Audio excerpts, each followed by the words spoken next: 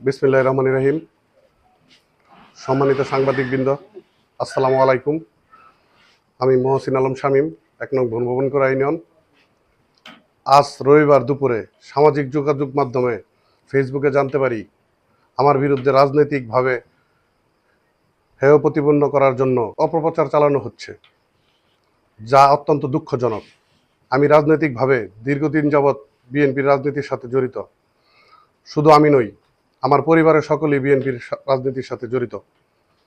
প্রিয় সাংবাদিকবৃন্দ, এখন আমি আমার বিরুদ্ধে যে অপপ্রচার দেওয়া হচ্ছে সে বিষয়ে কিছু কথা বলবো। ঘটনাটি ২০১৮ সালের ফ্যাসিস্ট আওয়ামী সরকারের আমলের একটি মামলায় আমাকে রাজনৈতিকভাবে হেয় প্রতিপন্ন করার জন্য গ্রেপ্তার দেখানো হয়।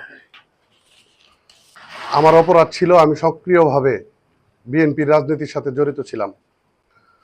আমাকে লক্ষ্মীকুড়া শহীদ জিয়া বাজার থেকে তৎকালীন বিজিবি সদস্যরা চায়ের দাওয়াত দিয়ে ক্যাম্পে নিয়ে যায় এবং পরবর্তী সময়ে আওয়ামী ফ্যাসিস্ট এর এলাকার নেতাদেরকে নিয়ে ব্ল্যাকমেইল করে এবং আমি বিএনপি রাজনীতি করার কারণে সে সময় একটি মামলায় ফাঁসানো হয়।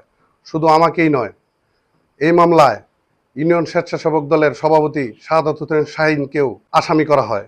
সেই সময় বিজ্ঞ আদালতে নির্দোষ প্রমাণিত হওয়ায় আমাকে ও স্বেচ্ছাসেবক দলের সভাপতি শাহাদাত হোসেন শাহীনকেও এই মামলা থেকে অব্যাহতি প্রদান করে।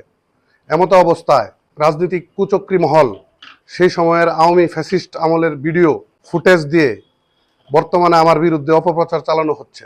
আমি উক্ত অপপ্রচারের তীব্র নিন্দা ও প্রতিবাদ জানাই। আমি অচিরেই এই অপপ্রচারকারীদের বিরুদ্ধে আইনগত ব্যবস্থা নিব। উপস্থিত সকল সাংবাদিকদের অসংখ্য ধন্যবাদ।